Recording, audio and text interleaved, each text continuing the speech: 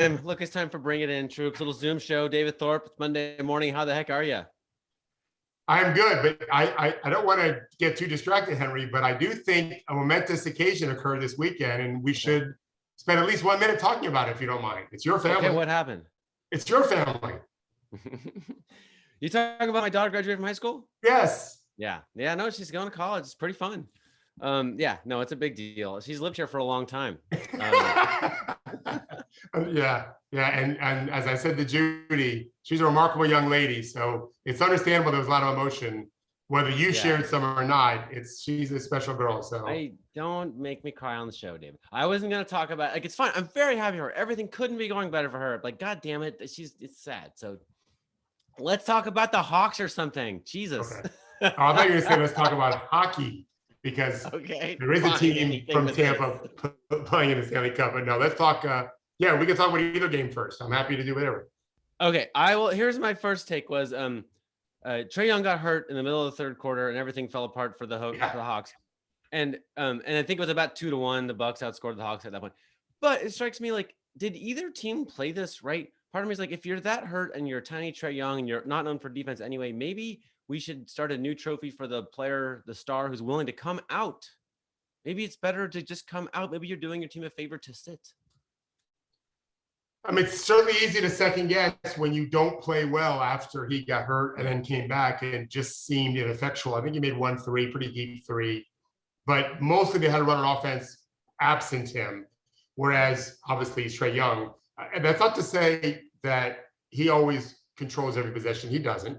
But the Hawks actually have a little more complexity to their offense than that. But he mostly is the guy that does the thing. And when he can't do the thing anymore because he can't really move, and now they're just making him go stand in the corner. And I said to you on the phone earlier, if you're going to Bryn Forbes him or Duncan Robinson him, whatever you call Rip Hamilton him, where you're using him coming off screens, then that's fine, because the Bucks should pay attention to that. But they didn't. So they just had him sit in the corner, ready to shoot. And he's a big liability on defense. More so in this game, I thought, than previous games, which tells me something about his ankle also, right? So he was even less effective on defense because I think his ankle. But let's be fair. What you said is right. Chris Middleton was incredible.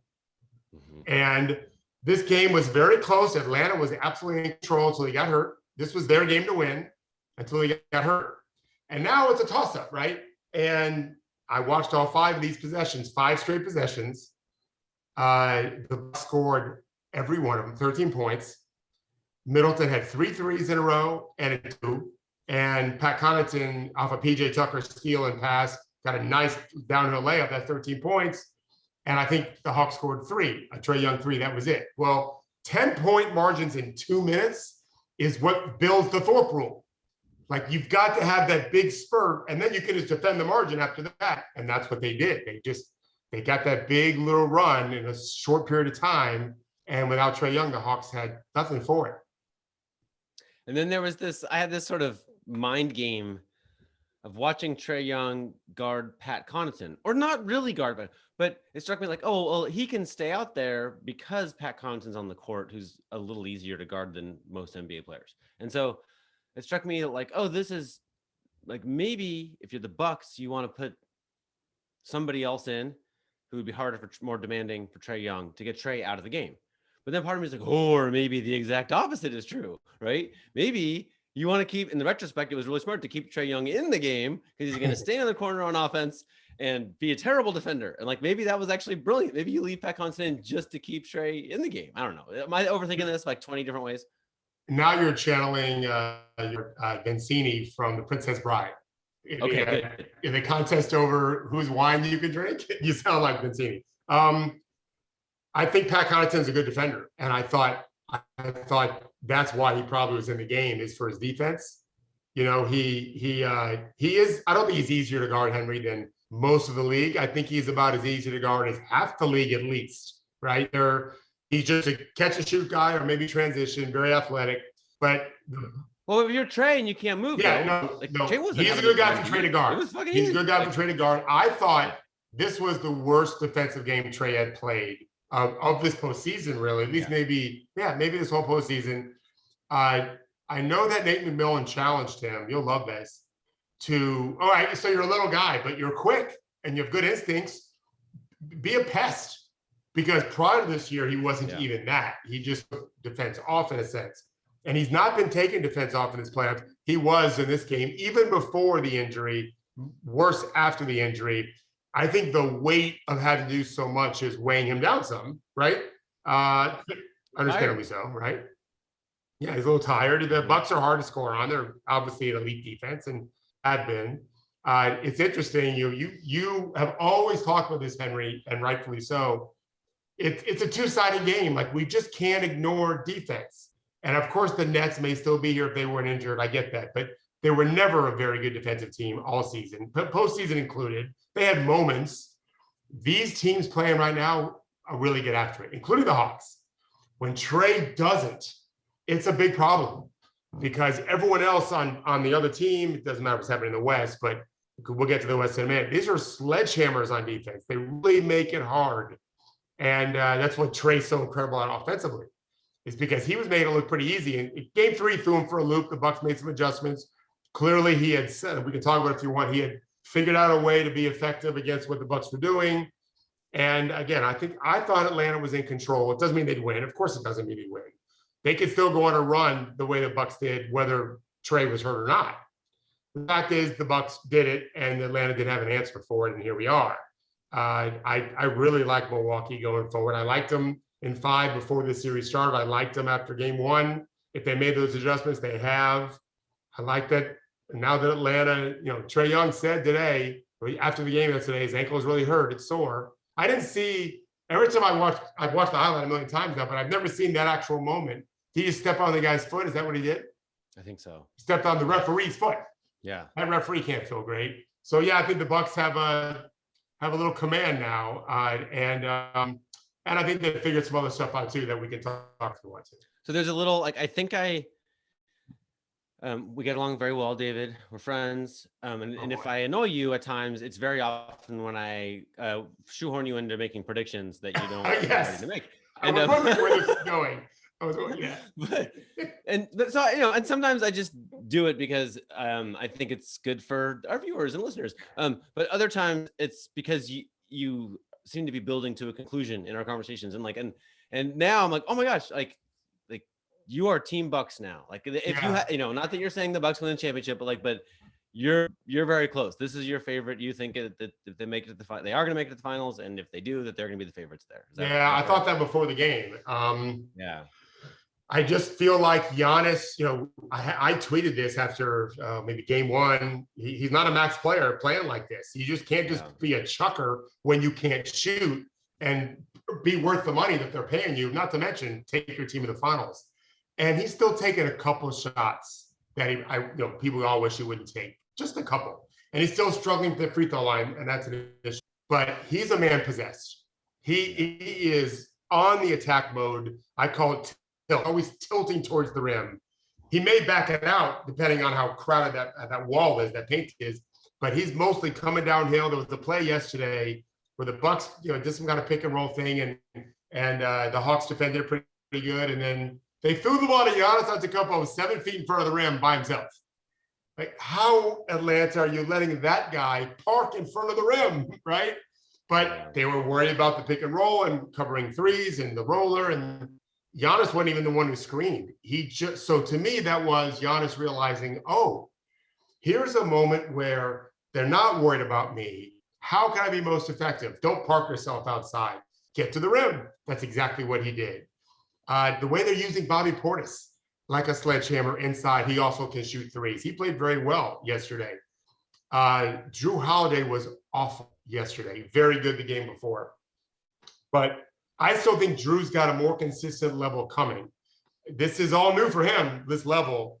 And he's just been okay. Sometimes great, sometimes bad. The combination's okay. I think he can be a game changer in a game or two in the finals. And then Chris Middleton, this is who Chris Middleton is.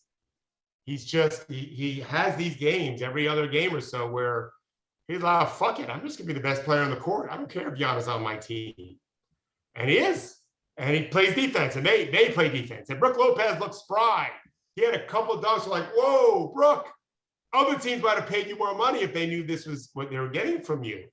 And the fact that he was able to adjust Henry in game 2, where he didn't drop so deep.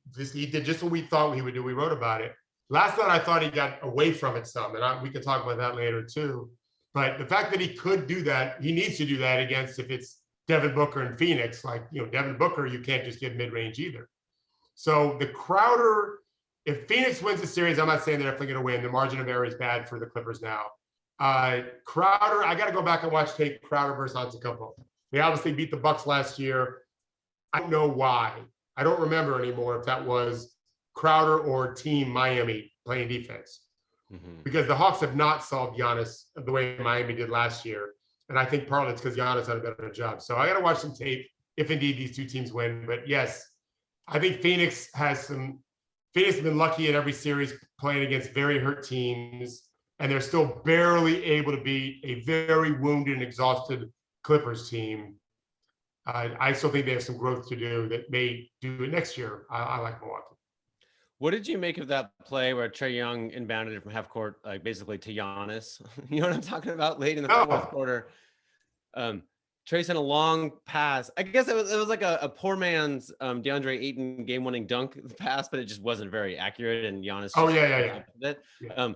And I thought of you saying, like, you can tell the player's tired because they just make turnovers they usually make. That's just what I was going to say. Yeah. That's just what I was going to say is I watched the games again this morning, and the fourth quarter is about third and fourth quarter.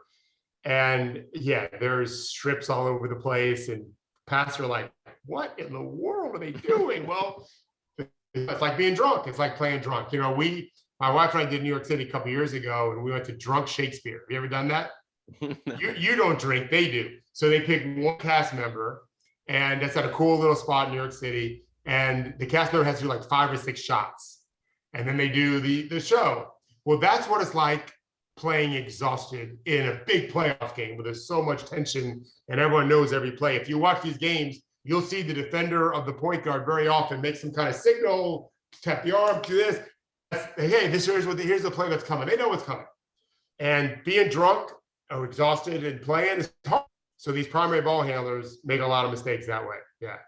So this is your you have an illustrious career in helping players get better, and the thing is just don't be drunk.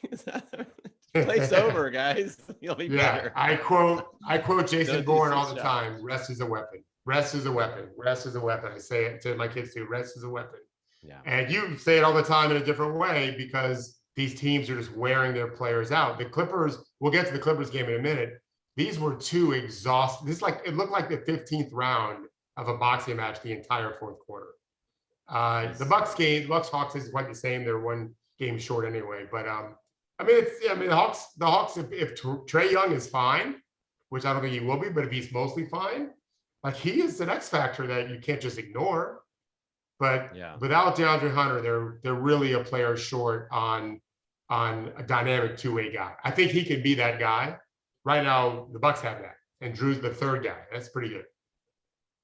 Nate McMillan's in some ways, the MVP of coaching right now because he took a team that was middling and made it much better, and here they are. At the same time, now we're really taxing the thing that's been the knock on Nate, right, which is sort of reinventing your offense on the fly, adjusting situations. He's been a little bit sort of turn the machine on, run the machine, right? And I remember John Hollinger wrote a column years ago about how Nate McMillan team underperformed because they just didn't adjust very much. And they underperformed in the playoffs. And they would be reliable in the regular season and then exploited in the postseason. I don't know. People grow up and change and evolve. Maybe this isn't an accurate assessment of him anymore. But it struck me like, if Trae Young's going to be hurt, like we've had 1.5 quarters of what else you got? And it's, it didn't work. So I think that he has gotten much better as a coach. I remember John's article, and we've talked about this over the years. I was never a big Nate McMillan fan as a coach. I'm much more of a fan now. I do think they're trying to run more stuff when he's out, but they just can't assimilate. They can't produce the same way they did when Trae Young is allowed to do his thing because he's just that special. And we're seeing this a little bit with the Clippers. They've done a lot, but replacing Kawhi, you can only put as much dirt in the hole as there is dirt to be put in the hole. then if you're short, you're short. And I think the Clippers are short without Kawhi, and I think the Hawks are going to be short without Trae. We give Nate credit for giving Trae more, green lighting in a sense to just do his thing more. And that doesn't mean just ISO. It just means call your own plays. Yeah, I love that he's doing that. I think he's going to make it into an MVP candidate because of that. I think he has done that. But against this team, who's tried and true, right, has suffered from disappointment and has the scars to show it, it's hard to knock them on their ass and have them stay there. The Bucks have done this. And there's some moments where, like, I don't know, like Danilo Gallinari's taking his like 14th dribble as he's backing someone down. I'm like, is this what they wanted? You know what I mean? Yeah, like, is this the dream? I do think that. I mean, he's been very good. I think Milwaukee's okay with it. To your point, they need to run more actions for him. Bogdanovich was a little bit healthier, I thought, this last game, but he's not what they need because he's injured. Yeah. So that's why it's hard to pick any finals. I mean, I'm not stupid enough to think that no one else can get hurt. We're now done with injuries. Now that we have a superstar getting hurt by a referee, like what's next? Someone gonna throw a banana peel on the court? Right. And there's like, we've been talking about which is the most injured team, the team most affected by injuries, and there's a convincing case to make for the Lakers or the Nuggets or whatever. You can go on and on. But the Nets, obviously, but you can make a case for the Hawks too. 100% healthy Hawks right now, like totally, totally different, right? I mean, DeAndre Hunter was not just totally different now, but I mean, you would like their future even more. DeAndre Hunter is a second-year player. Was one of the most improved players in the league, and he's a two-way really guy. Fun to watch. Yeah, he's a two-way guy. I love Herter. I love the Hawks. I do. I love Okongwu. We always talk about it's a 3-player draft, a 5-player draft. Well, he wasn't, whatever the list was last year for number of players in the draft, he wasn't on that list. He was a lottery pick. He's terrific. He made floater to put them up 7, like 95-88, I want to say. A tough floater, which if you're watching these games like we are, Ayton does it. Jokic does it. Conwoo's doing it. Rudy Gobert doesn't do it. He's not a floater guy. Having a big that can make that shot, Zubac can do it. Wow, that's new. That's a skill. Jokic was the only guy that I remember doing it last couple of years at 7 feet. So Okongwu was doing it, which means people are practicing it, which is a good sign. Yeah, they're really good when they're healthy because Trae is every bit Luka on offense. Different. Not quite the same defensively. It's about a month to the NBA draft. Let's all remember this. Like, the people who do the best on draft day don't win day, by which I mean, like, pardon me. There won't be article. Like, this draft pick was not the one everyone's like, ooh, amazing. He's going to help them in the conference finals. Like, and that's not what happens, right? Like, who wins draft day is something to be assessed like 3 years later, right? And so often the best NBA moves, when you trade a big contract of the famous player for a couple of picks and a young player, that's when they started winning a championship. Even nobody knew that then, right? Nobody celebrated it in real time. I just think it's like, long-term bets pay off over the long term, and the short term of the analysis is usually just wrong. For sure. And you can't just, even after a year, you can't just, no one after a year thought Ayton would be this guy. I'm not aware of that. There were some issues. I think he tested positive. I don't know if it was marijuana or no, it was PEDs. We should talk about this. 2 players. No, this was like a wash down the river news story that no one paid too much attention to because 2 kind of unheralded players failed real deal hardcore PED tests, and it was John Collins and DeAndre Ayton, and they're both looking really good in the playoffs now. Like NBA PED story. We gotta hang around a little bit and like leave our minds open on what the story is there. But like DeAndre Ayton's a very strong, nimble, agile man, and he failed a full-on PEDs test and was suspended for months for it. Right. That was all part of his just bad first year. We'll get to them in a minute. Judy, we should mention, by the way, Giannis Middleton had 71 points and 47 shots. So it should not be hard for the Hawks in their training room today to it may be hard to come up with a plan to make those numbers be very different, but knowing that they have to do that isn't hard. we can't win a lot of games with 7-47. So here's back-to-back play. Well, what teams are using a lot now against drop coverage, what we call screen rescreen. So Trae Young uses the screen, he fakes reusing it, and that kept Lopez back, and then he hits a three. And then right on the other end, Chris Paul used the screen on Middleton, and then rescreen, and Capella started. What happens is on the first screen, Capella starts dropping, and this Brook Lopez starts dropping, and Trae Young used it, Middleton used it on that rescreen to create space because the bigs are afraid.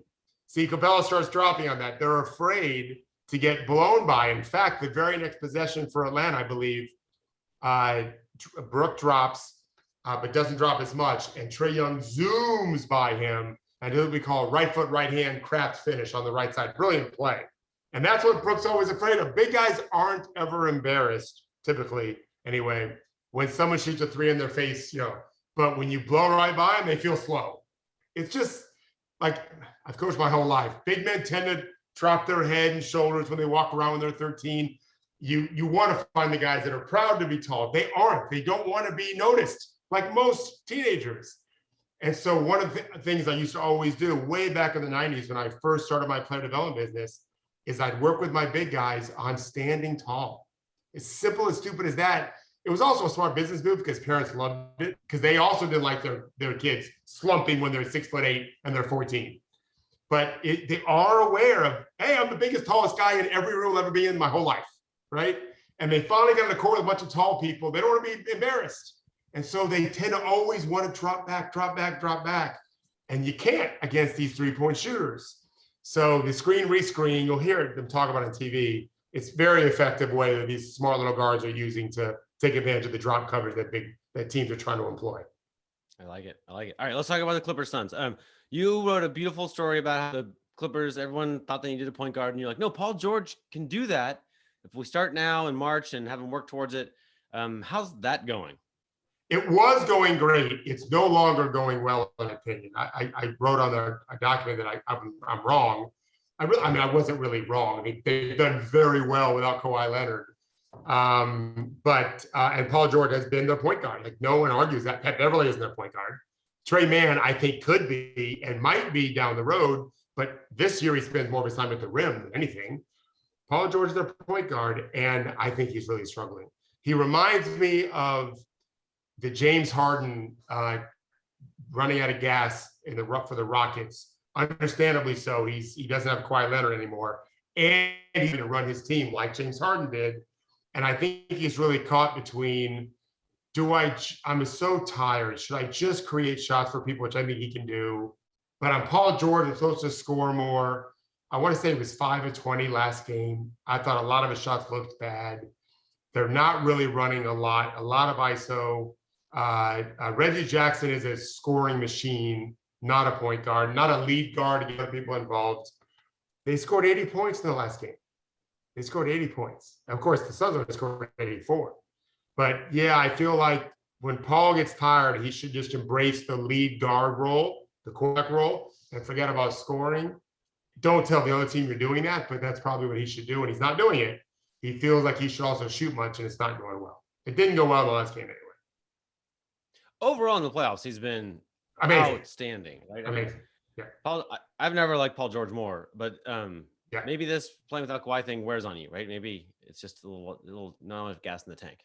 Yeah, like I said, when you're trying to fill a hole with dirt, when you run out of dirt, you got to get more dirt. But the problem is in the postseason, you can't go make a trade. You can't sign someone. You're stuck with what you have, and so it just seems like he's out of breath. We'll see what the next game.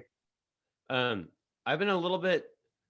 So Kawhi has a player option, which is an extraordinary amount of leverage. He's a top 5 NBA player even this year. I thought he was far worse than that, but at your suggestion, I looked it up, and he was the 5th best player, better than Embiid, Giannis, Luka, Durant by estimated plus minus. That said, he's turning 30, and his the production of his career has peaked. Right, he's going to be drifting a little bit downward, and you don't really know. Some players hang there like LeBron, just hang on that very high level for 5-7 years. But ordinarily there's a cliff. Ordinarily there's a point sometime in your 30s when your productivity just plummets, especially if you've been carrying an injury for a long time, right? And Kawhi's been dealing with a tricky knee since his days in San Antonio. This is the reason he's the load management guy. So it just struck me like I presume that at some point this summer, Kawhi will use his immense leverage to demand who knows what from the Clippers with his player option, and they'll have to be ready to be nimble to decide like we're all in to give Kawhi everything he needs or not. And I just right now we're watching what the Clippers look like without Kawhi. How do you think about that? I mean, I think you're really smart for bringing it up. I think that it's irrelevant because they're definitely going to pay him whatever they want, whatever he wants, which is what all these teams do. But I think you're right. If I was the Clippers, I would want to run this team back and just control my costs a little bit more if I could. So to me, the big question is he willing to not make what he could make somewhere else because he's just not going to be as valuable in those last couple of years of his contract, and we're going to be handcuffed? And the answer almost overwhelmingly is going to be no fucking way is he going to be agreeing, because in his mind, and you know this, he's going to be worth way more than his salary initially. They can't pay him more than what he's worth. He is, I told you, I think he's top 10 in EPM, top 5. He's very high in EPM this year. 5. Okay, he's 5. Okay. Yeah, I knew he had an amazing year this year. He's amazing. We've seen this postseason. Is it likely to stay here? Probably not to this level, but he could be close, like you said, for LeBron. He's different than LeBron. Just to be clear, this leverage thing, he's getting he's getting all the money for sure, but he's already used his leverage to blow up their whole fucking roster. Right. I'm not talking about leverage for his money. I'm talking about like, who knows what he wants, right? He lives in San Diego and he doesn't have to practice when he doesn't want to. And maybe that undermine the team and like, or maybe he's like, I'll opt in if you get me to this team or that team, or maybe, right? Like this, he could do anything he wants with this leverage. Yeah. And I guess well, the Clippers. No, go ahead. Think about that. Yeah. No, I just think like that's I agree. Like the LeBron gets to just design the Lakers, and they just have to live with his views on who should be GM or coach or teammate or anything else, right? And they decided long ago that's just worth it, right? Like, is Kawhi that guy? Because he has that kind of leverage now, right? Like they didn't really want to trade Shea away to the Thunder, but they had to because Kawhi wanted that, right? So like, is he that guy where you're going to let him just use this moment of immense perfect leverage to do whatever he might do? It's too bad, by the way. I mean, I know the OKC wouldn't have done the Paul George deal without getting Shea, but he's on a rookie deal, and he would have been a very nice second scorer right now, maybe even first scorer to Paul. Yeah. I would. I mean, they've already blown up their team once. If they lose in this series, which now I think they could absolutely win all 3 games coming up, but they could also lose all 3, and that the math means just so unlikely. It wouldn't shock me if they won all 3. It would just be surprising, because it's going to require some luck to win 3 straight coin flips.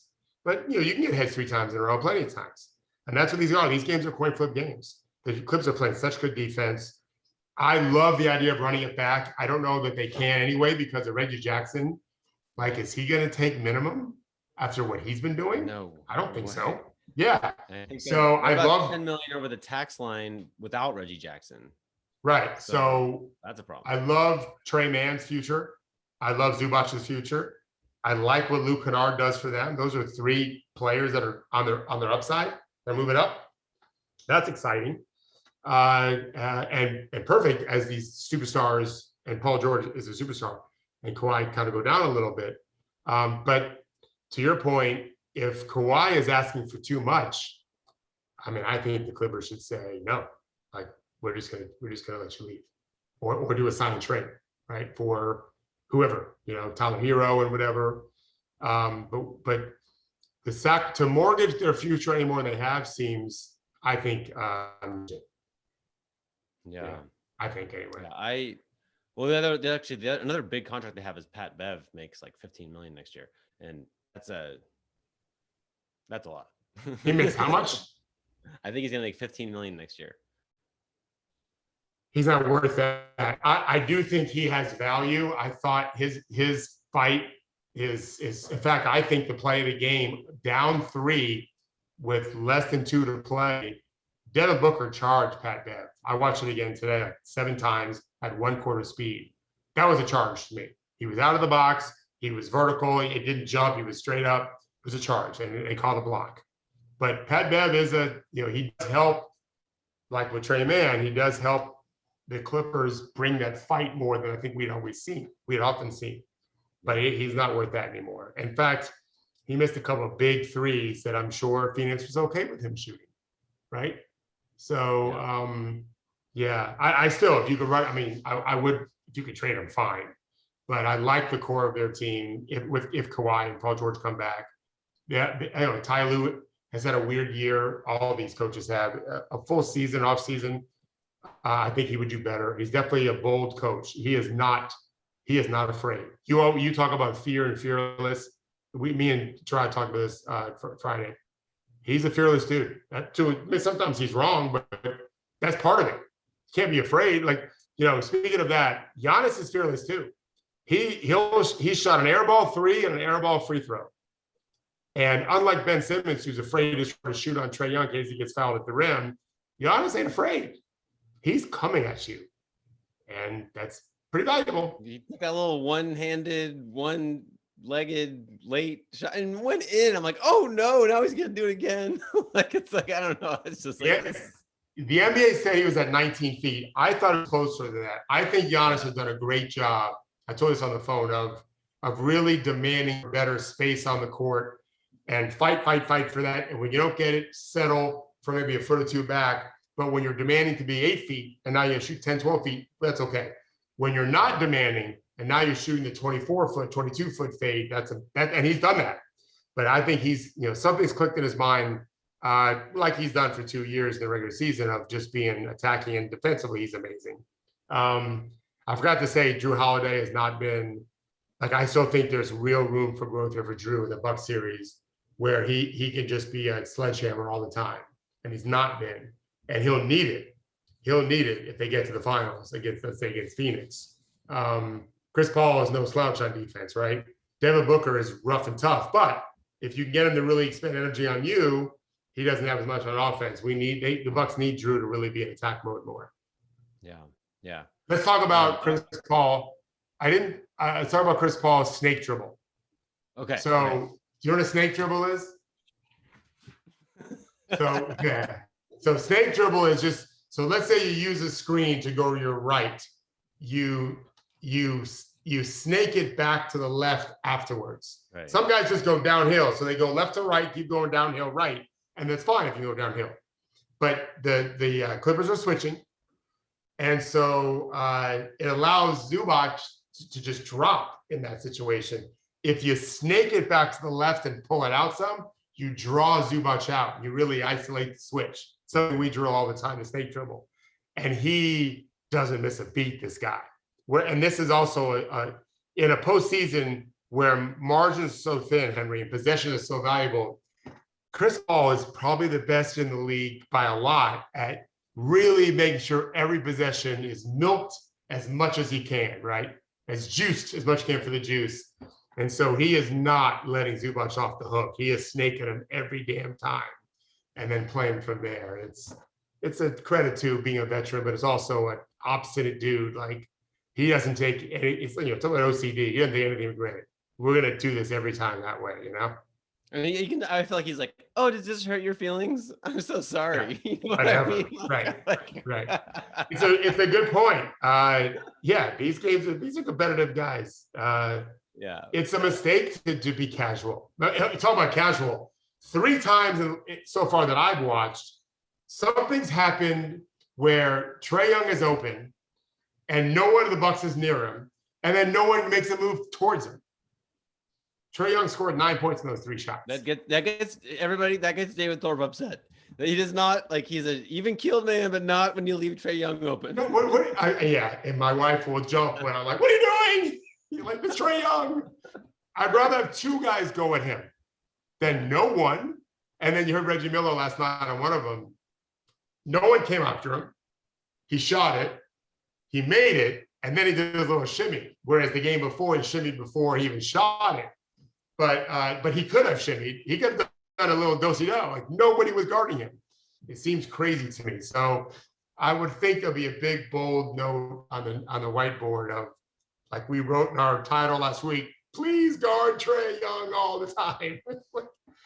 It's Trae Young, guys. Yeah. But now he's going to be on the bench with the giant shoulder wrap and the giant ankle wrap. Maybe. Like, you know, we're beating All that dude up. all the more reason you guard him though, because you got to make him attack more. You got to get him off his line and make him use his ankle, right? If it's hurting, he's got 48 hours to see. All right, should we talk about the Mavericks? All right, want to talk Reggie? No, I want to talk about Reggie Jackson real fast because you mentioned the draft. Okay, let's talk about Reggie Jackson really fast. I don't know if you saw it. Yeah. So I watched Reggie Jackson his first 4 seasons in Oklahoma City, and I thought he's one of the best one-on-one players I've ever seen. He looked like Ben Gordon in his prime. Nobody could guard this guy. But if he made the mistake of staying out behind 3, you do a parade, because he shot his first 4 seasons 21%, 23%, 34%, 28%. That's 4 years. Not 4 months, 4 years of being a very below average shooter. Yeah. His last 4 seasons, 37, 38, 41, and 43. Bravo, Reggie Jackson. Bravo. Like, that is a guy that recognized, I suck at this. I'm amazing at this, but I don't want to suck at that, because I'm going to stop being amazing at this, which is the driving, as I age, and I'd like to continue to earn an NBA paycheck for years more. So he's a terrific shooter now. And I only point that out because in the draft, there'll be players from little guys to big guys who aren't shooters, whatever. It doesn't mean they can't ever be a good shooter. I always want to remind people of that. Brook Lopez strikes fear in people's hearts for shooting threes. That was never the case, right? When he was first playing. So to your point, the draft is not won on draft night. Reggie Jackson has another quality that I just really admire. This is an oddity of me, but I don't play pickup basketball anymore. But when I did, the busy lane with lots of defenders and arms is a place that I would have a little panic attack. I realize in retrospect, right? My favorite thing would be to shovel you the ball after I draw a double and you get a layup. That's the best. But I really admire people who are just mega calm when there's all kinds of intense defense in their face, right? And Reggie Jackson had a play, I want to say the end of game 2, where he drove and there were 2 giant dudes there and 4 big arms, but Reggie Jackson has very long arms, and he knew this, right? And very calm behind his little sunglasses, right? He's just kind of I don't think they can get this.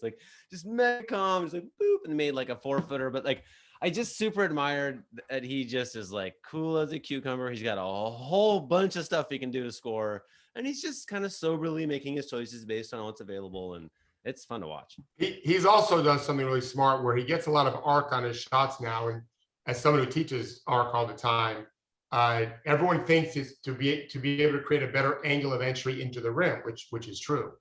But there's another benefit, which is the angle of exit off your finger pads being a little higher up, like a rocket ship, gets it over the 7-foot wingspans of everyone else, who's also 7 feet taller at 6'10" or 6'9". He's little. He's long. He's the long arms, but he has to shoot fully extended above his head, Henry. Yeah. He's releasing it around his eyes and his head. That arc at the beginning allows him to get it over those hands. It's something every player should work on, and they haven't. And he used to shoot much flatter. Kawhi shoots it really flat, but he also gets his hands much higher up.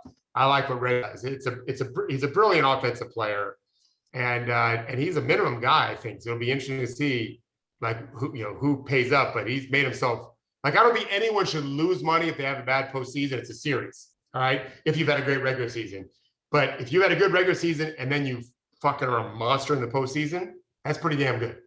Yeah, that's gonna earn some money for sure.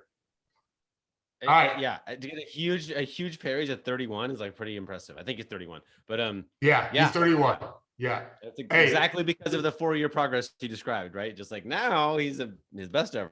Yeah, right. I don't want to forget this because I'm really ignorant on this topic. Gerard is not. So when he comes on later, I want him to talk about this. The Valley Oop play, which you said this on our show, Valley Oop might have determined a champion, right? The Clippers could be tied at 2 in the series. Right, it's 3-1, yeah. But Valley Oop has them down 3-1, okay? Maybe Kawhi come back, and we don't know if in the finals he'd be able to come back. In terms of the digital asset, NFTs, whatever they're called, is that going to be a monster clip?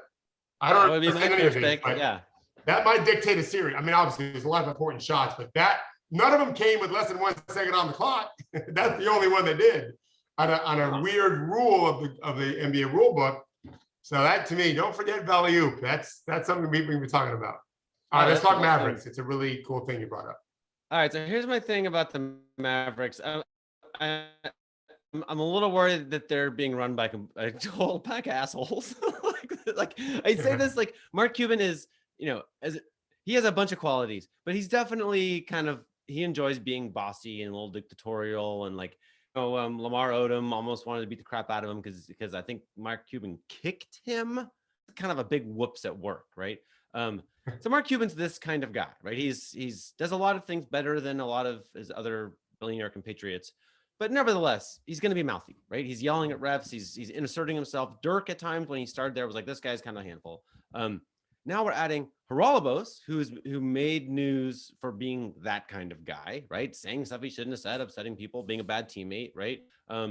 Luka is a mega star, but also like putting it all out there, kind of like man of the hour, kind of alpha doggery, right? This is a lot of alpha doggery. Now we're adding Nico Harrison. I think not that kind of guy at all, but Nico Harrison is basically beloved in the NBA behind the scenes, largely for his incredible bond with Kobe Bryant when Kobe Bryant was accused of sexual assault, right? Like he's a guy who navigated those waters. He's been sort of a hero to alpha dogs, right? Even when it's a little toxic. And now we have Jason Kidd, who I just like. Jason Kidd has been a big figure in my career. He was a local hero. You could go watch him play here in New Jersey not long ago. I've been to his house. Let's remember, though, he's like this certain kind of guy. He 100% got Byron Scott fired when he was the star of the Nets, and they were going to the finals and stuff. He battled with Rick Carlisle, right? He played for the Mavericks. He ran the Nets for, I think, less than a year as a rookie head coach, a middling head coach, before he made a power play to take over the whole front office. And they were like, that's when they then let him leave. He was incredibly close with Mark Lassery and Wes Edens, which is a little bit weird to be hanging out with billionaires late at night. But they basically got the Bucks to trade for him. I know for a fact that among the billionaires he hangs out with is Steve Wynn, who got in, like, Steve Wynn's in a bunch of trouble. We could talk about Steve Wynn all day, but just kind of shocking allegations. Wait, did he still hang out with Steve Wynn?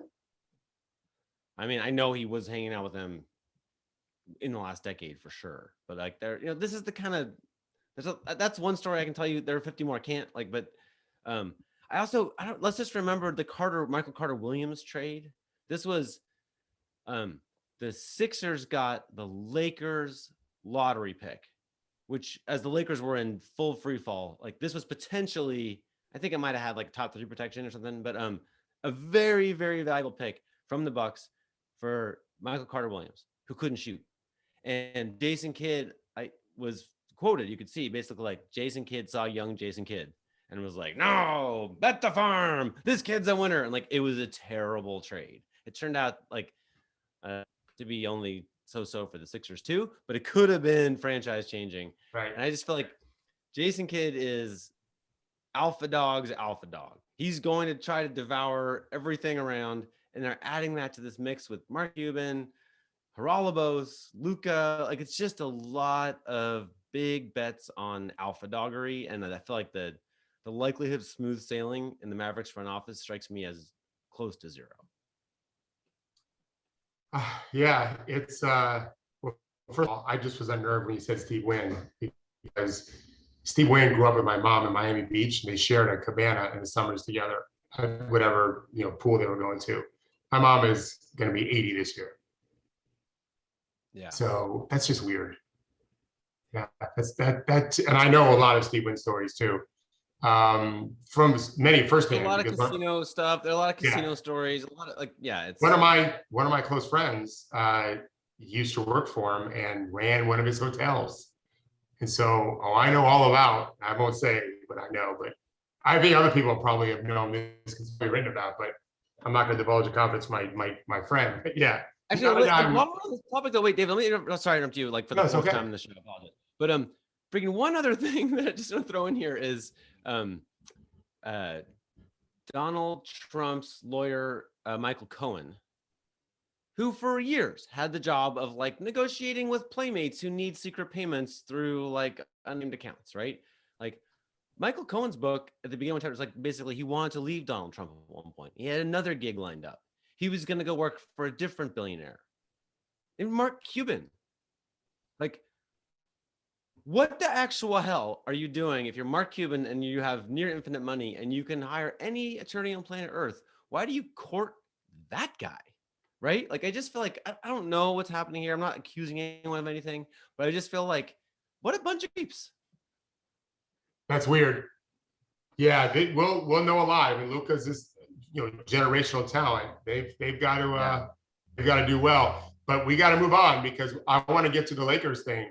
Oh, wait, but no, can we just really fast? Jason Kidd, genius move when he ran into Mike Woodson. This is one of my favorite. Oh yeah, yes, great. That was smart play.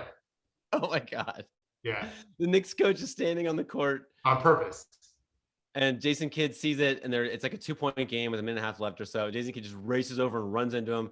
He said later he had no idea what the rule was, but they knew they had to call something, and it won them the game. It was like this kind of stuff, A+. And then Judy Quinn watched the other one. He kind of did a similar thing, but way shoddier when he was the coach of the Nets out of timeouts, and he tells Tyshawn Taylor to run into him while he's holding a drink, which is there it goes. So they spill a sticky drink on the ground, and the Nets got a sneaky timeout out of it. Like, how do you know we told him that? Because it was all on video. That he told him that? Yes. I actually coached Tyshawn Taylor when he was in 9th grade. Yeah, he lives here. He lives literally like a minute before. He's like, "Hey, run into me. I'm going to be holding a drink, and then we'll get a timeout." And then that's exactly what happened. And I love that part. I love the shark part of that. He doesn't coach that way though. He's allowed to, maybe he got better. We'll see. We'll see if he got better. We'll find out. They're good enough to win a lot of games. We'll find out just how well that organization's run going forward, because it's not like they're another talent to win a bunch of games,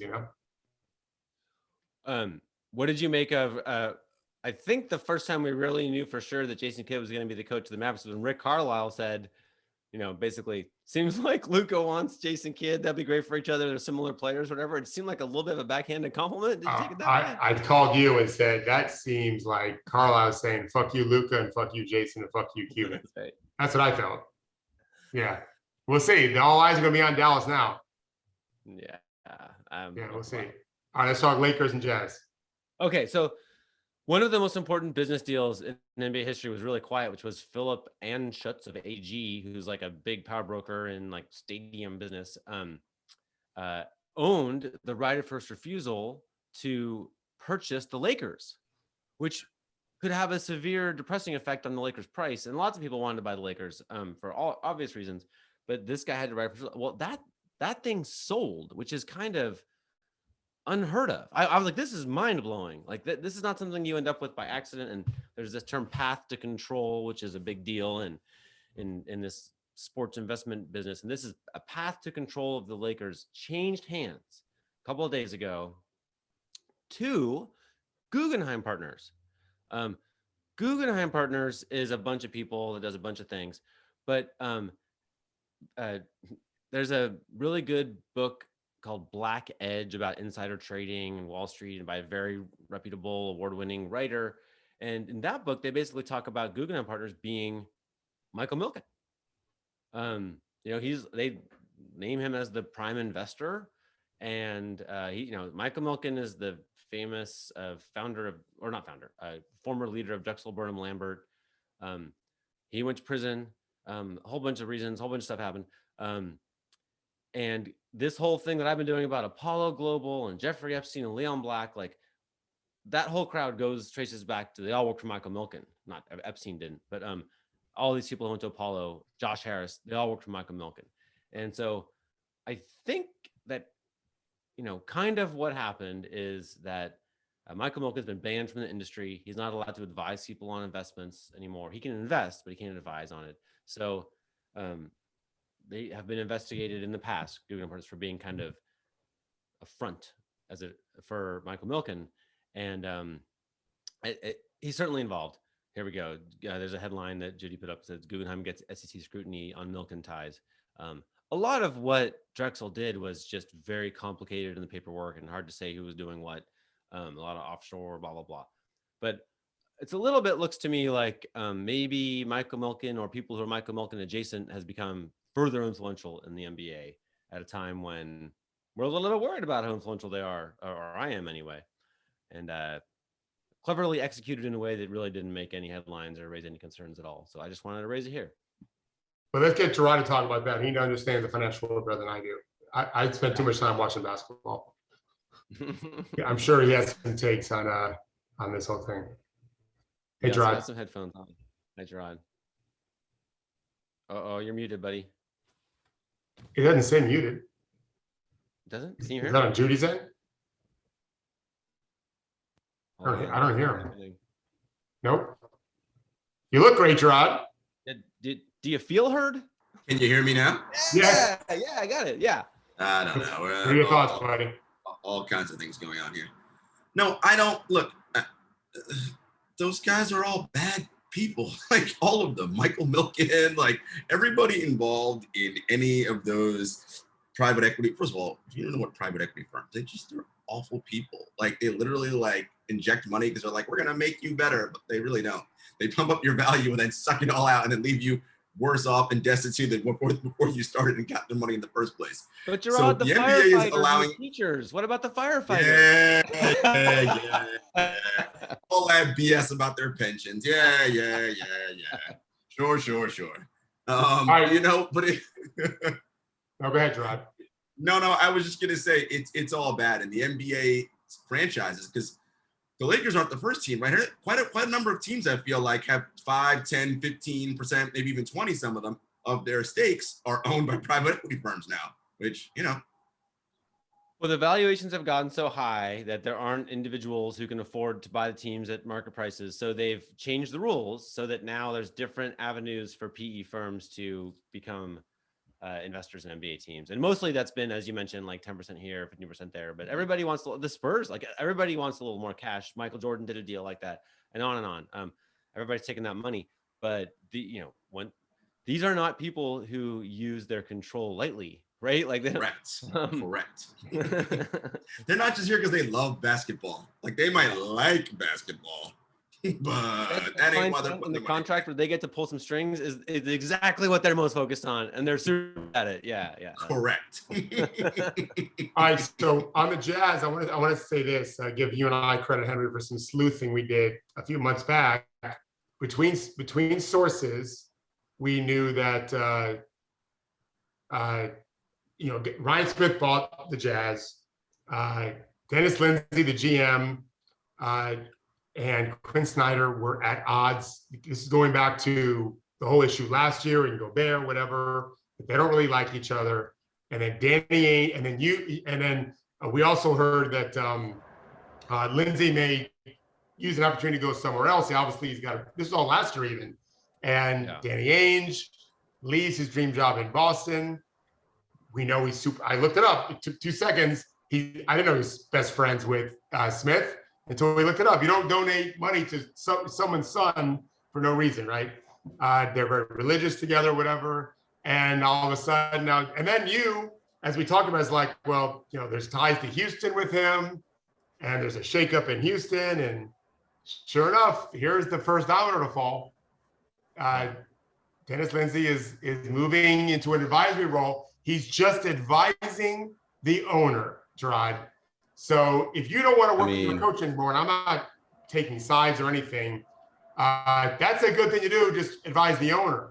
So the 2 questions I have for you guys is, I asked Henry this morning, is Dennis Lindsay is doing this to wait for the right GM job to show up? There's still a GM currently in Houston. He's not going to go there, although they could change in 2 months. And if you're representing Quinn Snyder, and now you know a guy that used to work for who doesn't like you is strictly talking to your owner, do you try to get out now when you just came out of a great season? I mean, no way the Jazz didn't have a great season as the number 1 seed in the loaded West, who only got kicked out because one of their all-stars was out for 5 straight games. Now's the time to go, and there's a bunch of jobs open, right? So that might be a real shakeup going. What do you guys think? Danny Ainge definitely going to Utah. That's the easiest one for sure. That's definitely happening. It seems likely, right? Justin Zanuck is there. So does he go and take the role above Justin because Dennis eventually leaves? So are they split, Henry? Do they do basketball operations as one job and then GM's the other job? So they're telling it like Justin Zanuck staying in the job he's been doing, like running the day-to-day operations, but like okay. I don't know if Dennis Lindsay like would announce it that way. And actually, there's this line in Wojnarowski's story. Sources told ESPN that Ryan Smith, who purchased the Jazz in 2020, is expected to use Lindsay's departure as an opportunity to see where Utah can strengthen a front office that has traditionally been lean in numbers. Oh, like there's no what? That's not, I don't know. I don't know what Danny's going to do. I know he quit an unbelievable job in Boston, right? And we know he's certainly close to the Jazz owner. But now I'm like, and now they're going to add stuff, right? Like we're not done is the point, right? Justin Zanuck is Ryan Smith. He's a software billionaire, right? That's how he made his money. Yeah. Is he? I assume he is like on the forward-thinking, analytical side of things. So is that what he's saying? He wants to beef up the front office that way. More data people? Could be data. Yeah. It could be. I mean, he's got Dwayne Wade now. Like, I don't think Wade's going to be a quiet owner. I mean, he's very active. They probably got Dwayne to be like, look, Utah is not a traditional free agency hotspot. So Dwayne, can you convince guys to come here? Like, I think that's probably what they got Dwayne for. Oh, I don't think you're wrong at all. But I also think they can talk to Dwayne about, all right, who is our next coach going to be? This is what I wanted to say on air. Henry and I talked this morning and convinced ourselves, and maybe you can blame me for this. Juwan Howard seems to be a great name. I know that they grew up in Miami. Their kids grew up in Miami together. I think Dwayne's son is just a little bit, his oldest, a little bit younger than Juwan's, but same AU circles. Miami's, I know this only because my brother is down there. His son is involved in these. I mean, his son and Juwan's son were teammates for a while on a middle school team, whatever. I think that and Juwan has had a fabulous year. And we look at Monty Williams and Ty Lue and Nate McMillan. And yes, of course, we all know the color of their skin and that they all are players, but brilliant at dealing with people and earning trust. And anyone that knows him, Juwan Howard would say he's very good at that. Charismatic, decent, intelligent man in college basketball coaching, right? That plays in the NBA more than ever right now. More than ever. So we did a bunch of math here at TrueHoop, and we think there's a real shot Juwan Howard's going to Utah. I mean, Quinn is like, hey, I work there, guys.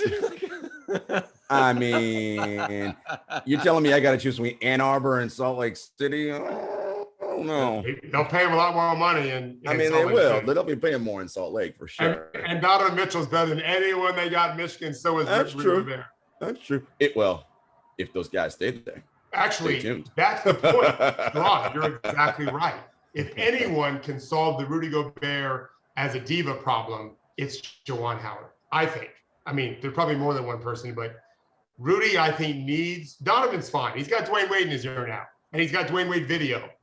Rudy, as great as he is, needs Juwan's voice, Juwan's leadership ability to, I think, reach his full potential. He's close. Well, for the Jazz coach, Henry, they have the key to do it together, right? Regardless of whatever the issues are with Rudy, because Donovan is the more attractive trade piece because you can fit him anywhere. Rudy's very specific, right? If you trade for Rudy Gobert, it's a very specific thing your organization decides to do. And that you got to have a lot of things already right. But if I'm Utah, why would I trade Donovan? So they got to figure out how to make that thing work, right? I would guess. Exactly.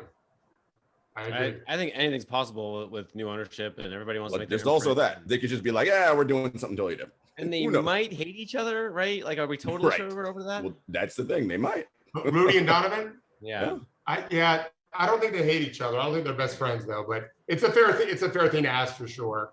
Rudy's hard. If you watch the game, like he has some issues, and I think that's why Quinn played him, even when he probably shouldn't have. It's because he doesn't want to deal with the pouting. Unfortunately, maybe that's what pisses Dennis off, right? So I have no idea whether those guys get along, but there's a lot of intrigue at some pretty important spots like Dallas and Salt Lake City, and then we'll see with Utah after the draft, whatever. We'll see if Dennis doesn't matriculate. Maybe he's just advising Ryan Smith for 2 months. All right, we are out of time, which is a relief because I didn't really want to talk about the Blazers anyway. I was going to say, we went the whole show and didn't talk about the freaking Friday's Blazers. Rod. We'll do it Friday. No, Friday. All right. Thank you, Judy. Thank you, Gerard. Thank you, David. Thank you, everybody. Safe, everyone. Okay.